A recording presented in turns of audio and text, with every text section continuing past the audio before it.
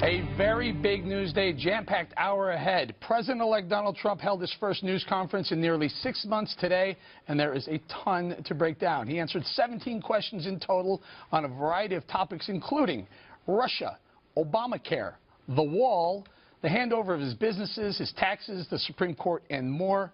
But he kicked it all off with a response to the bombshell, unsubstantiated new reports that Russia has compromising personal and financial information about Mr. Trump.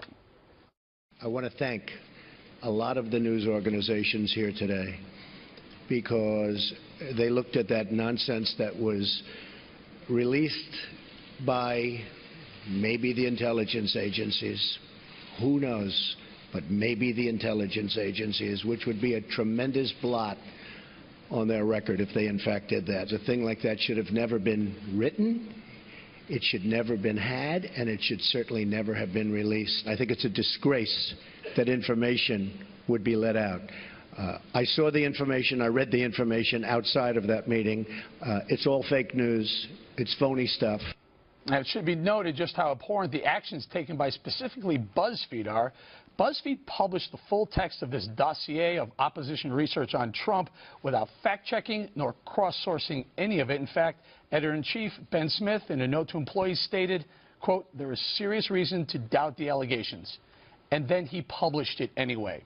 Also noteworthy, NBC Universal has invested $400 million in the failing website. Dana, so the first thing that would jump out, these news agencies got this dossier. How do you think they got it? Well, I don't know. I know of several reporters who say that throughout the last several months, they had been given it as well. So I don't know if it was the intelligence agencies that gave that out. So I think that might be a step too far, though I don't know who gave it out. But I do think it does say something about the state of journalism today, that I know they have terrible approval ratings. No one trusts them. I understand a lot of that. But all of these reporters that had been given it over the last several months, maybe they tried to verify it, they couldn't verify it, and they never published it. And I think that says something about the state of the profession and that it's probably in a lot better shape than people think. In fact, Greg, this morning I saw Tom Brokaw from NBC saying, yeah, I knew about this report, but we couldn't substantiate it also. Now, NBC has a $400 million investment in BuzzFeed. Should NBC cut them off, distance themselves from BuzzFeed? It's nothing but yellow journalism. They put the stream in lamestream media. Trump has a right to be pissed. And BuzzFeed, if Peter Thiel gets into the mix here, you're in trouble. All right, I think that what BuzzFeed did was amazing for Trump, in a way, because what he did was, even if there's any compromising information on Trump, and there might be from Russia, who knows about financial stuff, it doesn't matter, because BuzzFeed went with the unverifiable stuff, some of the stuff that is so absurd, that now the story is about evil BuzzFeed and how rotten they are and how stupid they are and how they're probably going to be, gone in a month, who knows. But no one's talking about what might actually happen in the future. So it was a big victory, and it allowed, I thought it allowed the press conference to come out very strong and very forceful. And we were talking about this in the green room. I liked the part with the lawyer. Yeah. It's boring but important. It's like sensitivity training that Eric and I went through today. It's like, you have to sit there. Yeah, it's a true story. But I'm rescheduled. It's very important. And so you're going through, and I thought that was neat because they kind of put that inside as the meat in a sandwich. Yeah. And I actually enjoyed listening to what he was doing, and I learned a word, emolument. But it sounds like an ointment. Yeah. Towards the end of that, there was the most important line of that whole 15 or 20 minutes that she did. I think she was an accountant and lawyer, right? Yeah. Said that Mr. Trump was going to donate all the proceeds from foreign governments to the general treasury, the U.S. Treasury, which is amazing. I've never heard of he's that rich. KG, this is not going to be popular. I expect the control room going, wait. John McCain handed that 35-page dossier of Oppo research he got from an MI6 agent, handed it to the FBI. It feels like that thing should have gone right into the garbage. Well, I mean, I don't know all the facts and circumstances around it. I mean, I read that, so I don't know. I mean, John McCain is somebody that I, admire and know personally. So before I cast any dispersions in his direction, I'm loath to do that without having a whole fact pattern and understanding exactly what transpired there. I don't think he would proffer anything that he didn't believe to be truthful. But this is a big problem. I mean, and what you saw today is President-elect Trump really turned this whole story to his advantage by saying, look, this is not true. This is salacious. This is dishonest. And it played beautifully into the whole campaign theme where people were distrustful of the media because they weren't getting all the full reporting about the rallies and about the movement, about what was happening in this country. That's why everyone was caught so blindsided, election night, with the results. I think it's part of the reason they didn't understand what was going on. But I think it's very upsetting when you see this kind of stuff that they try to put forward to destroy reputations and destroy lives. And he made a great point today, which was, you've seen this happen to so many people. He said, people's lives who have been destroyed, but who did and it? never. Well, they should find out who did it. Well, they should find out how. So it's got to be either the intel agency, one of the intel chiefs, right, or someone in intel, or someone who had access to it, either the MI6 agent or John McCain, or one of those guys. But we know this report. We know the reporters had it for months, and they didn't do anything. But they had to get it with from somebody. Well, let me just I know, but I'm not. Even Donald Trump today said, you know what, his expectation, his regard for the press actually was raised in many cases. I think he was specifically referring to the New York Times and Washington Post and others who clearly said it was unsubstantiated information. But let me just clear something up. This has been in the atmosphere of reporters, political reporters, and I'm one of them, since October. And that's because David Corn at Mother Jones wrote a story in October before the election that referred to these documents.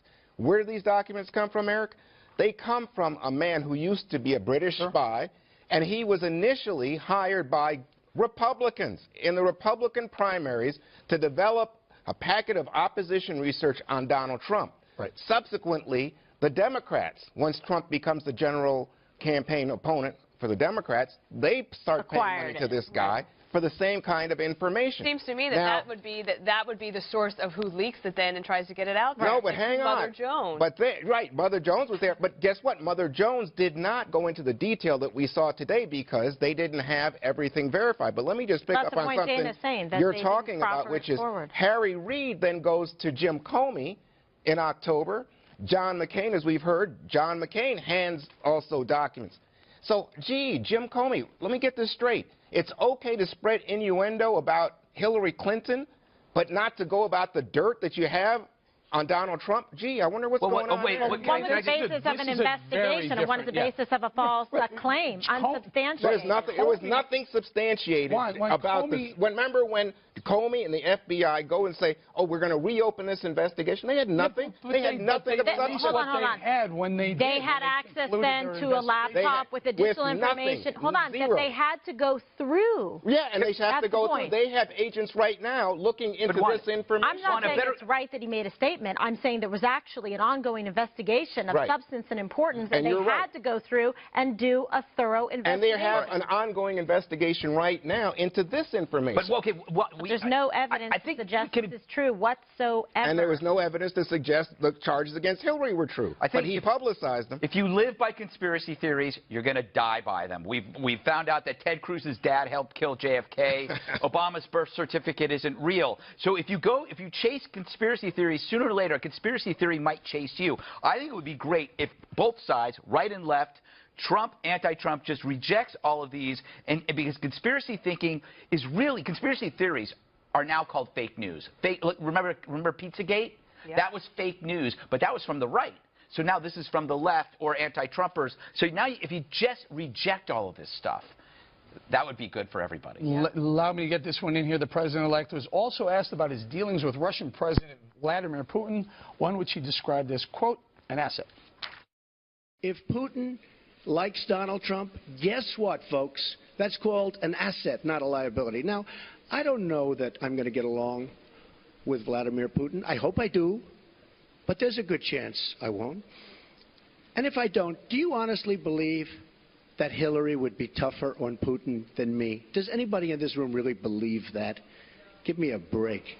KG, how do you handle the Putin/Russia? I think he was really direct about it. You know, he just spoke directly to them and said, listen, think about it. When I thought about that for a minute, do I think that she would be tough? No, I don't think he likes if somebody's pushing against him. He's going to counterpunch, right? And so if Vladimir Putin tries to act up, he's certainly not going to say, hey, no problem. He's not that person. He's not that person in business, personal life, etc. So I don't think that Vladimir Putin also thinks that he's going to get away with anything with, you know, then it'll be President Trump. I think it was very clear that Vladimir Putin, you know, he got even. He was very angry with Hillary Clinton and the Clintons in general for what happened before, and so then he said, okay, here we go. And obviously they're going to say this, but Putin also did put out a statement saying that this quote-unquote dossier is fake news. Yeah, I mean, which you would expect. I think that President-elect Trump has to remind himself, why is Putin powerful?